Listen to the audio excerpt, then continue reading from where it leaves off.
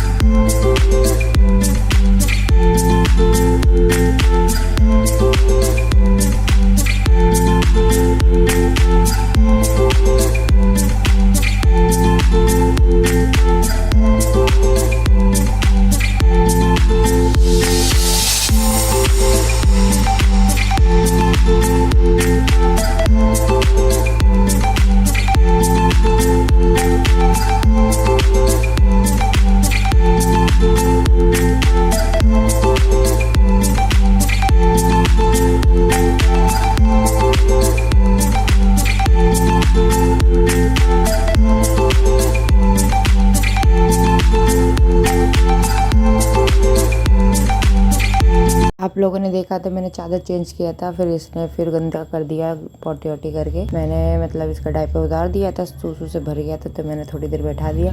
उतनी देर में इसने पॉटी कर दी थी अभी, तो मेरे को चादर बदलना पड़ रहा है। बताओ, कल ही बदला था, फिर आज बदलना पड़ रहा है। ये ऐसे ही मुझे तंग करती है। इतने कपड़े हो गए हैं बाहर, सूख नहीं रहे। 2-4 दिन से कपड़े फैले पड़े हैं। धोए जा रही हूँ, कपड़े सूखने का नाम ही नहीं ले रहे। मौसम ऐसा है कि बिल्कुल धूप आती ही नहीं है, एकदम कोहरा कोहरा सा रहता है, तो कपड़े तो सूख ही नहीं रहे हैं बिल्कुल।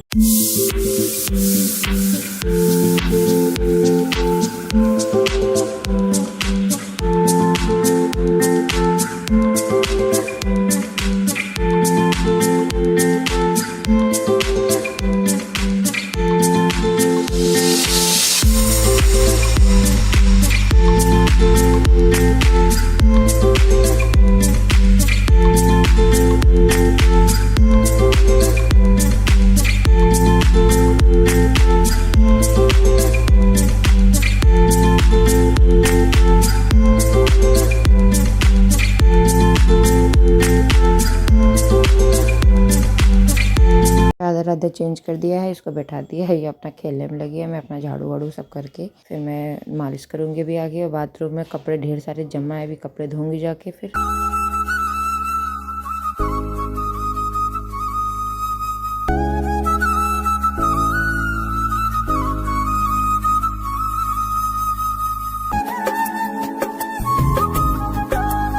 रिद्धि की मालिश वालिश करके मैं आ गई हूँ कपड़े धोने। इतने सारे कपड़े हैं, देखिए, एक बाल्टी और एक टब भरा बड़ा हुआ है। वो सारे कपड़े धोंगी। बाहर बिल्कुल भी जगह नहीं है कि कपड़े कहाँ पे डालें, कहाँ सुखाएं। जैसे तैसे सुखाने में लगी हुई हूँ मैं। तो इतनी ज्यादा प्रॉब्लम हो गई है कि टीवी चलती थी तो रिद्धि टीवी देख के ही वो काम करने देती थी, और टीवी का बॉक्स को पता नहीं क्या हो गया प्रॉब्लम, तो वो टीवी चली नहीं रही है। और मेरे को ये समझ नहीं आ रहा मैं कैसे काम किया करूँगी, क्योंकि टीवी इसी की वजह से काम करने देती। आज तो ये चल रहा है, अब अगले दिन ये खराब हो गया, तो अगले दिन से इतनी ज्यादा प्रॉब्लम हो रही है मुझे, क्या मैं बताऊं। कोई काम ही नहीं करने दे रही है, बहुत रो रही है, इतना तंग कर रही है मुझे आज के दिन की मैं क्या बताऊं। मेरे को समझ नहीं आ रहा मैं कैसे करूं कोई काम। मैं नहा धो के आ चुकी हूँ, और इसको चाय बना के मैं आ गई। इसको थोड़ा बहुत खिलाऊंगी पिलाऊंगी चाय ब्रेड, और मैं खाऊंगी। और ये मैं जिस दिन वॉइस ओवर कर रही हूँ वो अगले दिन का है, तो ये देखिए रोने में लगी हुई है। पीछे से आवाज आप लोगों को आ रही है। टीवी चल नहीं रही है हमारे घर में।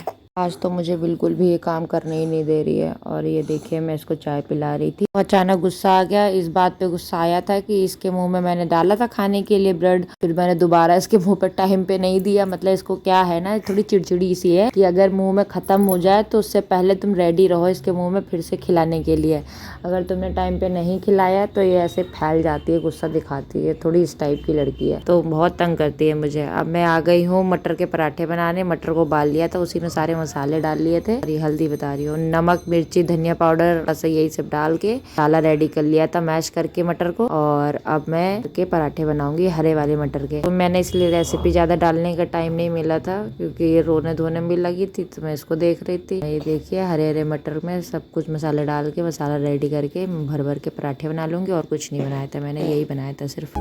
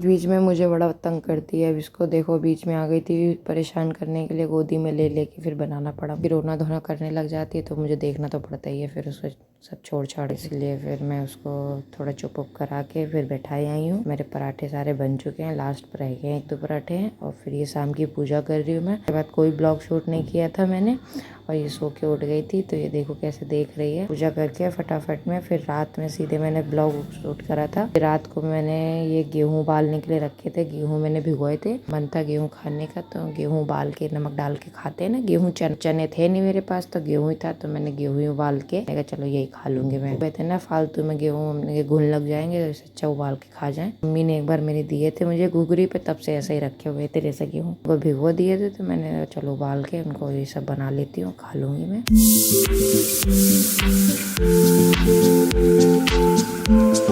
रिद्धि को सिखा रहे हैं मेरे हस्बैंड की मम्मी कैसे ऐसे शैतानी करो, ऐसे मारो। मम्मी देखो क्या करती है तुम्हारे साथ में, तुम्हें मारेंगी कि नहीं मारेंगी। तो उसको वही सिखाने में लगे हुए हैं। और मैं कुछ अपने हस्बैंड तक बोल रही थी।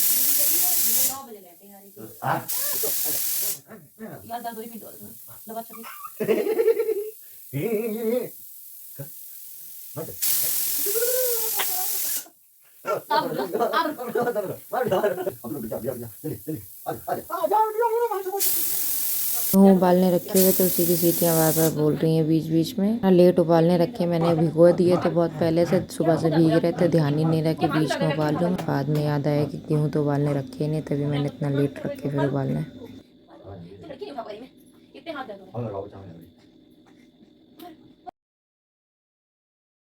ये ब्लॉग अगले दिन का है और ये मैंने अगले दिन शूट किया था शाम को। शाम की झाड़ू वाड़ू लगा रही थी। दिन में मेरे को तब बिल्कुल भी टाइम नहीं मिला था काम वाम शूट करने का, तो मैंने कैमरा बिल्कुल उठाया ही नहीं था। फिर शाम को रिद्धि चली गई थी मम्मी के घर पे, मेरी बहन की कॉल आ गई थी उसी बीच में। तो मैं उससे बात करते करते झाड़ू मार रही हूँ। रिद्धि होती तो फिर करने ही नहीं देती है कुछ ना कुछ काम धाम, फिर भी उसके साथ कैसे। टीवी खराब होने की वजह से बहुत ज़्यादा प्रॉब्लम हो गई है। टीवी खराब नहीं हुई है, इसका जो बॉक्स है ना तो वो खराब हो गया, वो बनने डाला हुआ है। बॉक्स बन के आ जाएगा उसके बाद ही मेरे को थोड़ा सा आराम मिलेगा। टीवी के साथ साथ मैं काम बहुत कर लेती हूँ, वरना वो करने नहीं देती है वहीं पे मम्मी के घर पे। तो फटाफट लड्डू गोपाल को सुला दूंगी मैं। और उसमें फ़ोन कर रही थी कि रो धो तो नहीं रही है कहीं। वहीं पे भाभी लोग कह रही थी कि इतना रो नहीं रही है, खेल रही है। तो इस वजह से मैं अपना घर का सारा काम निपटा के तब जा रही हूँ, क्योंकि उसके साथ में काम कर नहीं पाओ, करने नहीं दे रही है। टीवी की वजह से रुक जाती थी, अब बिल्कुल नहीं रुकती है। फ़ोन की आदत मैंने उसे डाली नहीं है, फ़ोन की आदत मुझे डालनी भी नहीं है। उसे की आदत पड़ जाएगी तो फिर वो फ़ोन ही लिए बैठी रहा कर। ये मैं आप लोगों को न्यू ब्लॉग में मिलती हूँ। प्लीज़ मेरे चैनल को सब्सक्राइब जरूर कर लिया करिए। Bye bye, Radhe Radhe.